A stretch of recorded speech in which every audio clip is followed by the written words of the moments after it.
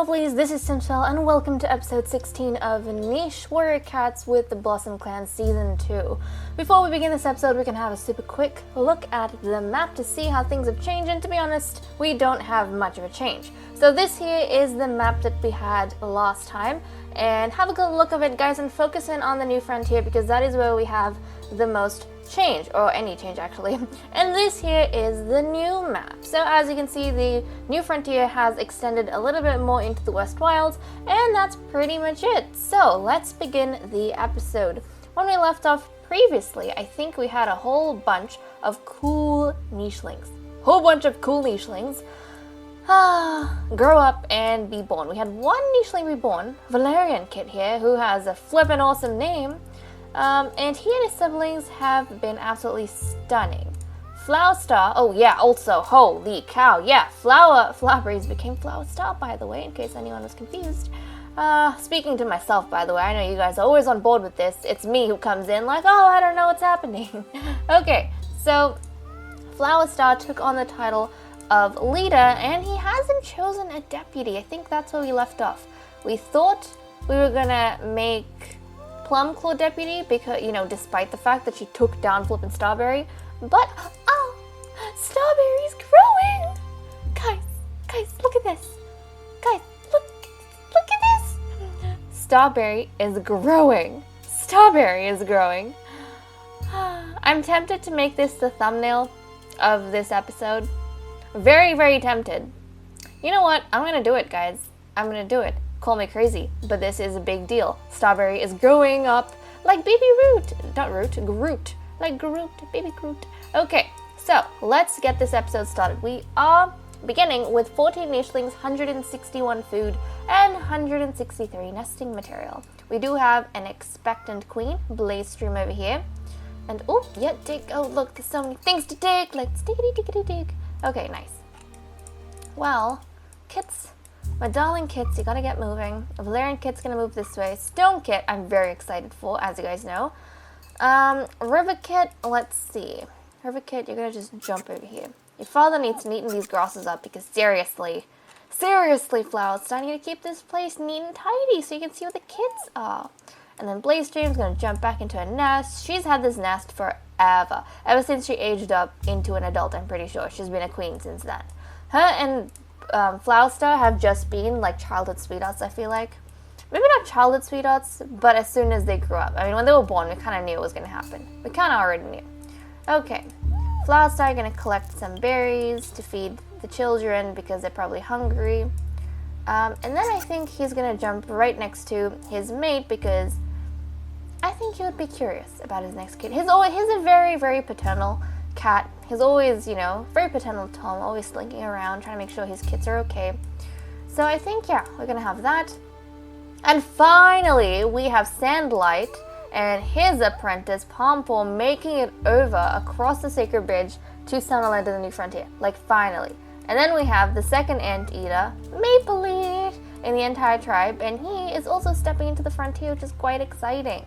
He's stepping over. He is the second nicheling ever to have to have the sticky tongue, along with his brother, Versinut. I'm fairly sure they're siblings. Let's see. Yep, they are siblings. They are indeed siblings. And I'm so happy that these are all offspring of Sugarstar. I think Flower Star is also an offspring of Sugarstar, so I absolutely love that his legacy lives on. Okay, let's get these nichelings moving about. Right, Pompor, finally he stepped onto the other side. Now he's still in Summerland, but he stepped onto the other side. His mentor, however, has stepped on straight into the new frontier. So hopefully he catches up pretty soon. You can not pluck anything, but you can try digging, my boy. You can try digging, Sandlight. I feel like Sandlight's a little bit out of his element. He doesn't know what entirely is happening over here. He needs to find something he can actually deal with, like nuts. He can deal with nuts, and he can deal with them good. Okay. Maple Leaf, since your brother has abandoned these insects, actually, Maple Leaf's gonna come down. Oh, jeez. Oh, that's terrifying. He's actually gonna come down this way, break this, and I think Maple Leaf is gonna be going on his own little adventure. Instead of just going to the frontier like everyone else is doing and, you know, all of those sort of things, I think he has other thoughts in his mind, namely exploring what his sticky tongue wants to do. That sounded weird. Like getting to all these delicious bugs. Now, I think Roasted Nut managed to take down one over here, and he did take a few insects from that. I think he took all the available insects from that, but even so, we have a bunch of other ones scattered around the place. We have, yep, look at this. We have one all the way up in Lily Beach, and we had one in Summerland, and we came across one in the New Frontier. So I think Maple Leaf's own personal mission is going to be going around and just self-indulgence. I really think Maple Leaf is going to be about self-indulgence, mainly of these termite mounds. There we go. He's gotten that, and we'll have to see. I mean, he's not being tied down with an apprentice just yet. So, I don't know. I think he's happy doing what he's doing.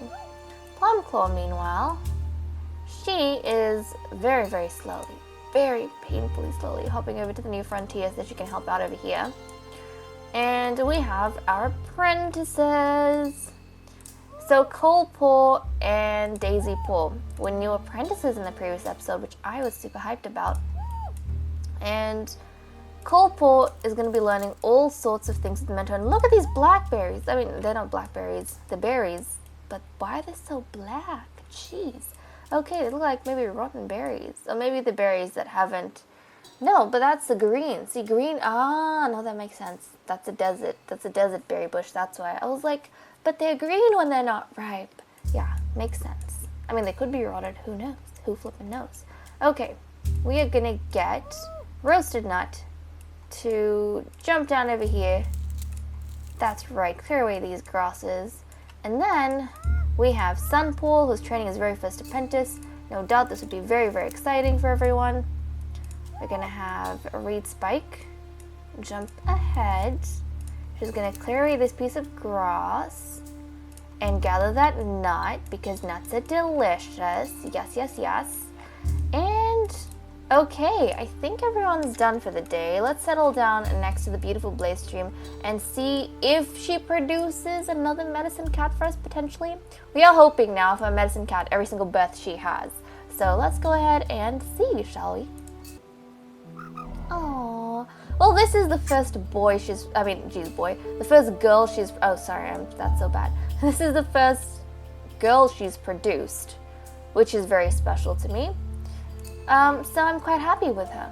Even though she wasn't cat-faced, I was excited about that. But she has recessive, which is great because it means in the future we have more chances of having cats who are able to become medicine cats rather than losing that altogether. So she is still doing something very important, even if she's not having a gazillion medicine cats. So there we go, we have that.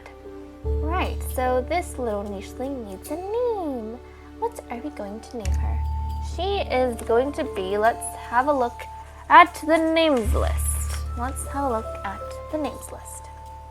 So she is going to be, I want to name her, and I've been wanting to use this for a while, but we haven't had girls for ages. Holy cow, guys! Do you guys realize how important this is? I'm just looking at the family tree and realizing she's the 4th female we have in a tribe of 15. Holy cow. Okay, let's go ahead. She's going to be Stormkit. Stormkit. There we go. Stormkit, welcome to the family. I like that.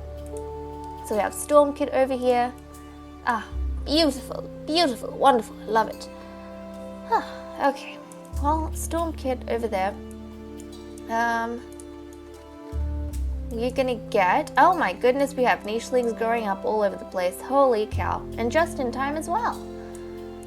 Sandlight's most recent apprentice has aged up, so he needs a new name. And then we have 2 kits who have aged up into paws, and they need their apprentice names, and they need to be assigned mentors. So, look at Pompaw. He's got like big body, and that's so cool. Okay, what are we going to name Pompaw? Pompaw. What do we name you, my boy? Pom.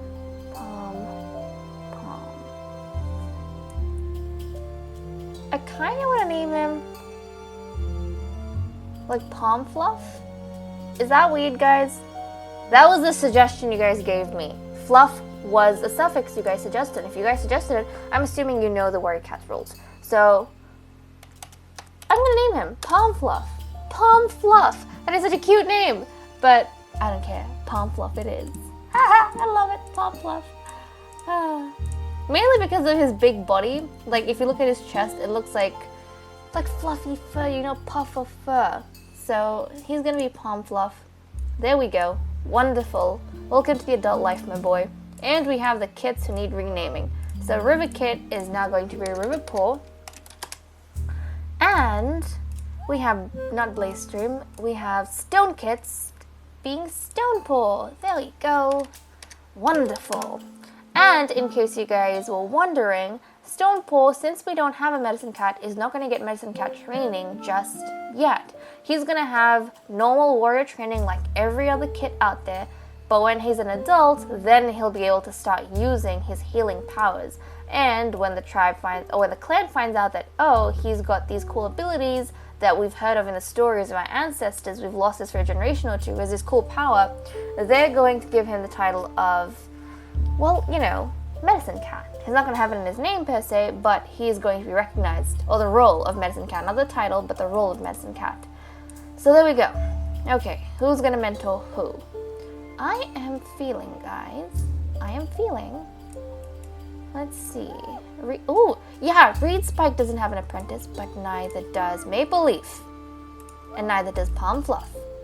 You know what I really want? I just really want Stone Paw to get trained by Palm Fluff. Huh, I want it. Oh no, that's not what I wanted. That's not what I wanted, man. Okay, I don't want to drown him because he's important to us. Palm Fluff, really? Were you that eager?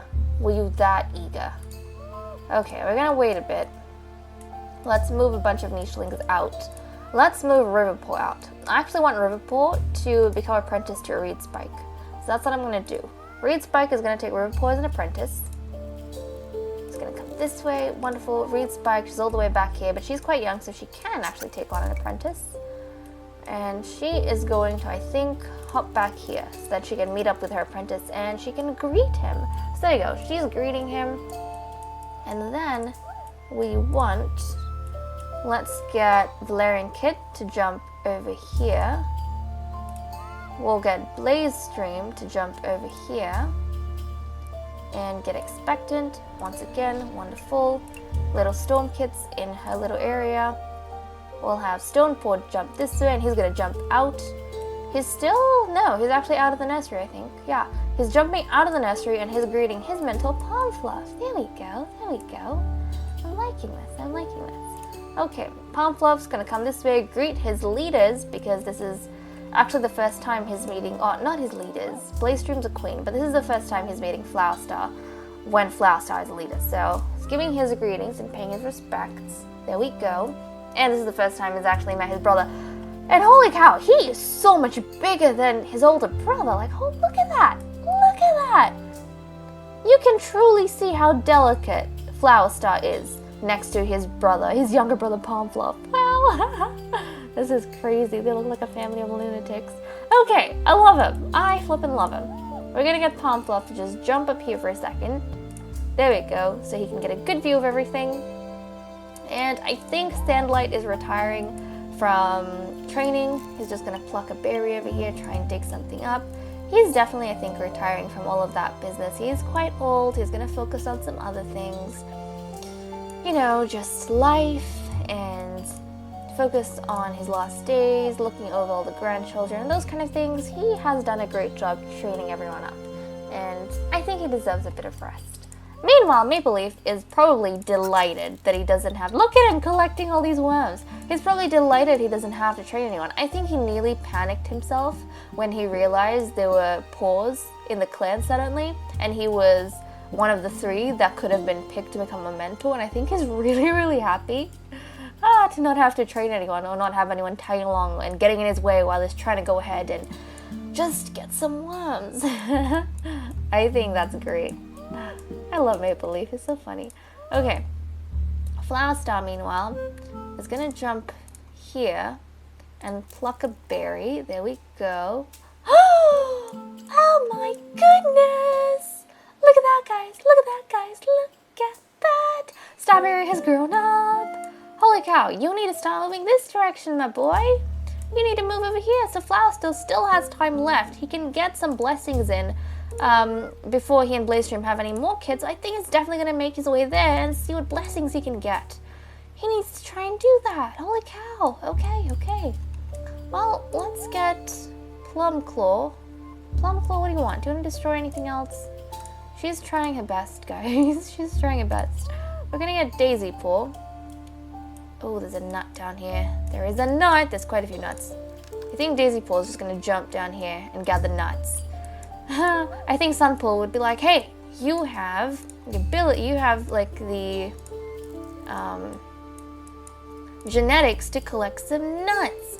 Go down there and get your belly's fill. I think that's what he would say. Okay, Coalpaw meanwhile. Coalpaw, let's jump here and just clear away this piece of grass. And then his mentor is actually going to hop ahead for a bit and just jump up here. And clear away this grass. Yep, he's going to jump ahead. I think he trusts his apprentice to kind of follow him. This is probably, I'm sure as part of their training, they have a bunch of little tests along the way. And it's probably taught Coalpaw something about navigation and geography and has gone ahead, skipped and slinked away behind his piece of grass. Or maybe how to use his scent. I don't know, that could also be a lesson. And I think he's just waiting for Coalpaw to make use of his big nose and try and sniff his way to his mentor. Who knows, he might be laying down quite a few tests for the young Coalpaw, so that's quite exciting. Okay, let's turn the day, shall we? Look at this peaceful bear, so terrifying, but I'm sure he's attracted to the kids that he wants to look after. Okay. Oh my goodness, I didn't give you your gemstones, my children. My children, I didn't give you gemstones. Where's little baby Riverpaw? You need your gemstones too, my boy. You need your gemstones too. Okay, who do we have moving around? Everyone is still... Yep, we still have paws around the place. We still have paws. And we're actually going to get Flower Star to skip this way. There we go. And the next day he'll be able to get his blessing, so that'll be quite exciting for all of us. Maple Leaf, meanwhile, oh, he's run out. Oh, jeez. He's run out, but I think he would be able to sniff out where he wants to go. And I think he knows that he has to go up to Lily's Beach. Probably not through scent, but I would think, yeah, because he can't smell that far.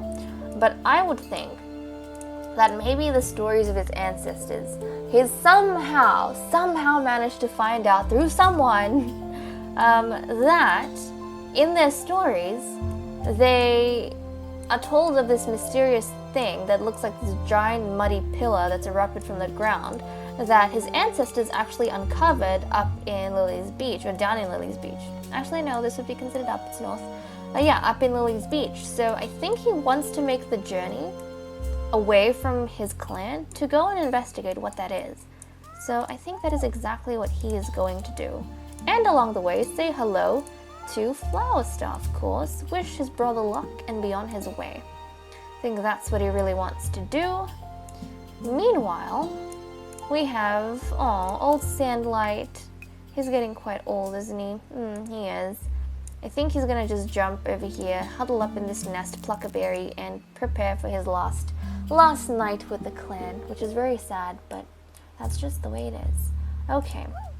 And I think Coalpaw did an awesome job at navigating and finding his mentor. Be like, aha! Found you! I know how to use my nose. I know how to use my big nose. Okay. We'll get Sunpool to clear away these grasses over here. There we go. Oh, there's Bunnels. There is Bunnels. Okay. Daisy Paw, meanwhile, is going to gather more nuts over here and throw them up to his mentor. Who knows? Maybe they're practicing how to catch things. I don't know. Okay, so we have that. Probably not catch things. That's a little bit too human, but definitely he's collecting up nuts. And then let's get Plumclaw, who's kind of retired in a sense. I mean, she doesn't have to be retired from teaching. She could very well take on another apprentice, but I think she's just taking a break. She did that in her youth, but she doesn't want the apprentice nonsense anymore. She trained up, who was it? I can't remember. Who did she train? She trained up Maplepaw, that's You know, that's hilarious. I can totally see why Maplepool has developed this attitude of, I don't really care about responsibility, I'm gonna do what I wanna do, because that's exactly what Plumclaw's like. I mean, she took out Starberry, for goodness sakes. Okay guys, anyways, with that said and done, I'm gonna leave off here. Thank you so much for watching. I hope you all enjoyed, and I'll see you all in the next episode. Bye bye.